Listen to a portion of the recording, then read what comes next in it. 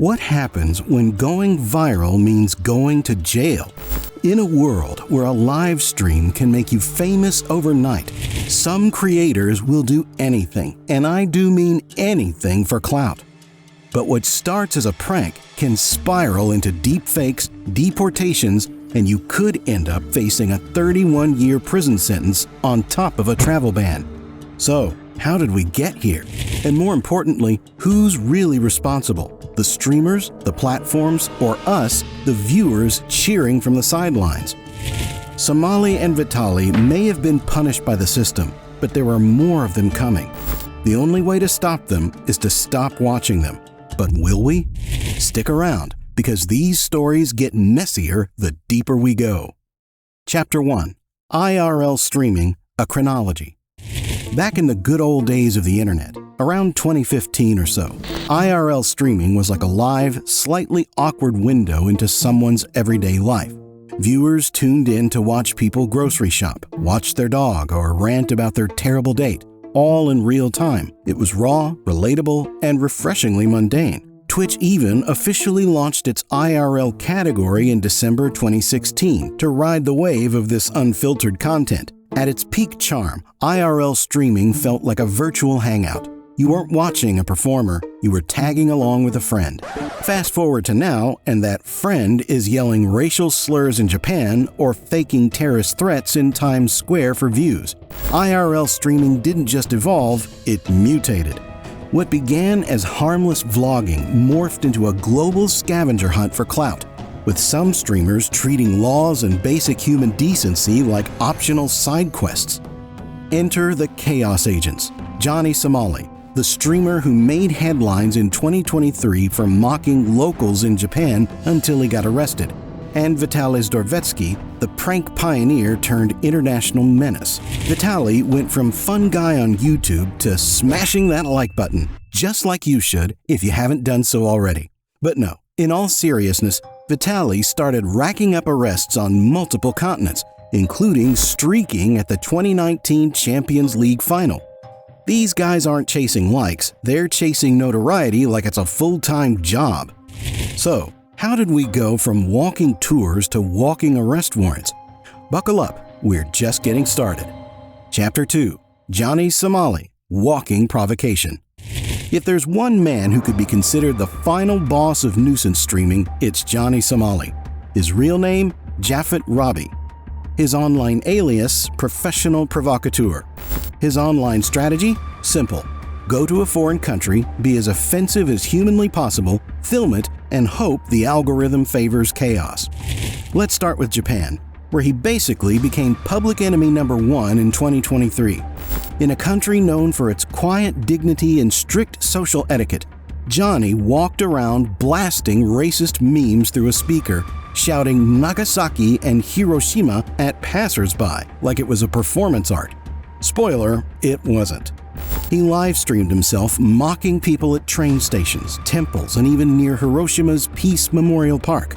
That last one didn't go over well. Japanese authorities arrested him in Osaka in September 2023 for trespassing and creating a public disturbance.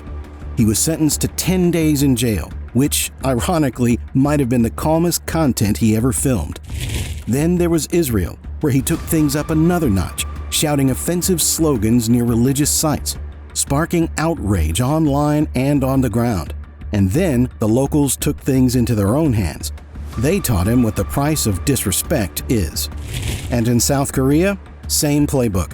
He went viral again for mocking locals on the subway and at tourist hotspots.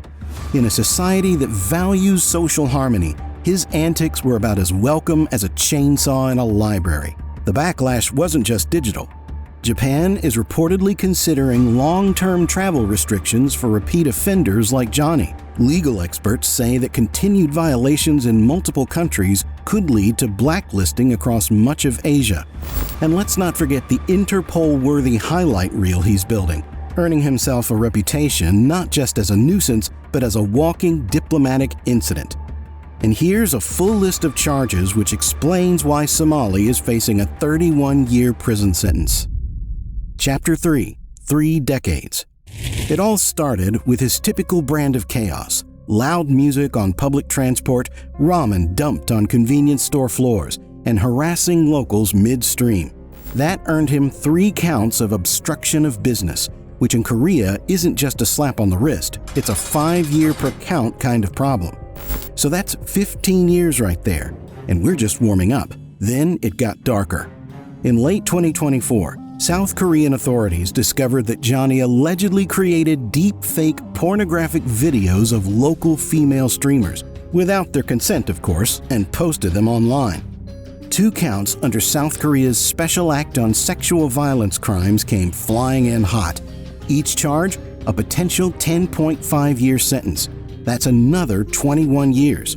Add in a couple violations of the Minor Offenses Act, the legal equivalent of stop being annoying in public, and you've got yourself a full legal buffet totaling 31 years in prison. He went to trial on March 7, 2025, and, shockingly, pled guilty to some of the charges, including obstruction of business, but he denied the deep fake charges, which, frankly, are the ones with the heaviest legal firepower. His next court date is August 13th, and let's just say South Korea isn't exactly handing out slap-on-the-wrist sentences for this kind of thing. If convicted, Johnny could be serving serious time behind bars in Korea, followed by deportation and a likely lifetime ban from ever returning. And for what? For content? For the clout? He's not just streaming for clout, he's speedrunning international bans. And somehow, people are still watching. Another king in IRL streaming who is chasing the untamed dragon that is clout has to be Vitaly. Chapter 4. Pranks and Prosecutions. Vitaly Zdorovetski was once the king of YouTube pranks, shirtless, shredded, and shouting, "It's just a prank, bro," in places where nobody was laughing. In the early 2010s, his videos were viral gold. He faked terrorist bomb scares, kissed random women on beaches, and got punched in the face more times than a cartoon villain.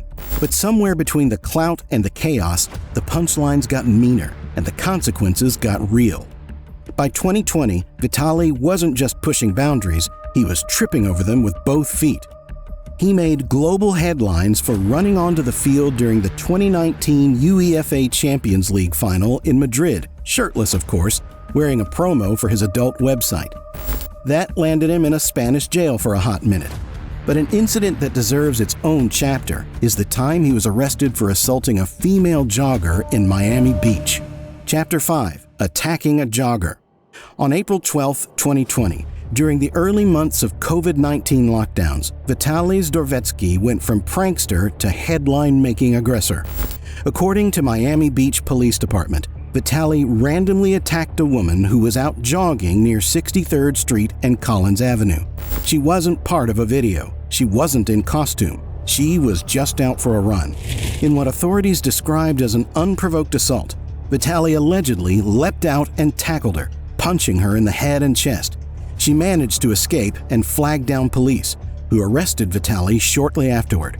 He was charged with aggravated battery, a second-degree felony in Florida. If convicted, that charge could have landed him up to 15 years in prison. Vitaly, for his part, posted a cryptic statement on Instagram not long after, claiming there are 2 sides to every story, but conveniently left out his side. He later posted a shirtless mugshot on his social media like it was a brand campaign, complete with thousands of likes and fans commenting with fire emojis, as if felony battery was the new influencer badge of honor. This incident marked a sharp departure from his bad boy prankster persona into something more disturbing. It wasn't a stunt gone wrong. It wasn't edgy satire. It was violence, and it left a permanent stain on his already controversial reputation. Vitaly's brand came crashing down in 2022 when he brought his antics to the Philippines, and it all went downhill faster than one of his failed pranks. Chapter 6. Manila Maniac. In Manila, Vitaly was detained after allegedly harassing locals during a social experiment gone wrong. Reports claimed he rented a tricycle, a common mode of transport there, and used it without proper permits, swerving through traffic while filming for content. He also reportedly caused disturbances in public markets and residential areas, where people didn't exactly appreciate being unwilling extras in his prank documentary. Local authorities weren't amused. He was charged with multiple counts, including disorderly conduct and misuse of a public vehicle. While he avoided long-term detention, the damage was done. Filipino officials publicly criticized the culture of influencer entitlement, warning other foreign creators not to treat their country like a movie set. And this wasn't just a PR headache for Vitaly. It was a wake-up call for the entire influencer industry. Suddenly, the world was looking at these content creators less like entertainers and more like tourists on a rampage. Because when your brand name becomes synonymous with arrest abroad, maybe it's time to log off and rethink the content strategy. Chapter 7. Streaming Psychology. If this lands streamers in so much trouble, why do these streamers keep doing it? Is it just to rack up the views and cash in on the chaos, or is there something deeper going on beneath the surface of all those prank gone wrong videos? Well, turns out there is a mix of psychology, human nature, and a pinch of good old-fashioned clout chasing fueling this madness. Let's start with the most obvious: fame and money. In the world of social media, attention is currency. The more outrageous the content, the more eyeballs it grabs. For streamers like Johnny Somali and Vitaly, the algorithm isn't just a helpful tool, it's a ticking time bomb that rewards sensationalism. You don't have to be talented or even particularly entertaining anymore. You just need to push the right buttons. Pissing off people in public spaces? Boom. Instant viral moment. And once you're viral, you can monetize like nobody's business. From sponsored content to brand deals, yeah, even they get those. There's serious cash to be made by getting your name out there, for better or worse. But what about the deeper stuff? Well, psychologists say there's a lot of ego at play here. For some, being hated is better than being ignored. It's not just about laughing with people, it's about them laughing at you, because at least you've got their attention. And in a world where being seen matters more than being liked, that's a pretty big deal. There's also something about that dopamine hit from viewers chiming in during live streams. When thousands of strangers engage with your content, it's like an instant reward. It becomes an addictive cycle of one-upping yourself to keep that engagement going. But here's the kicker. Platforms like Twitch and YouTube love it. The more outrageous the behavior, the more likely it is to trigger the algorithm. So, these streamers aren't just chasing fame for its own sake.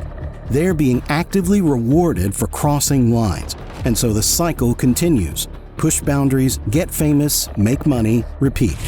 It's like a digital version of a high-stakes game, with viewers as the cheering crowd and algorithms as the referees. The more extreme, the more rewarding. Until, of course, you get arrested. Chapter 8. Where does it all end? Just because you can do something doesn't mean you should. When Johnny Somali got arrested in Japan in September 2023, it wasn't just a legal move, it was a national sigh of relief. After weeks of disrupting public spaces, mocking locals, and turning temples into backdrops for chaos, Japanese authorities hit him with 10 days in jail and a clear message: play stupid games, win a visa cancellation. Officials even floated long-term travel bans for repeat offenders like him. Vitaly Zdorvetsky got a similar welcome in the Philippines in 2022, when his social experiment led to harassment complaints and unauthorized vehicle use.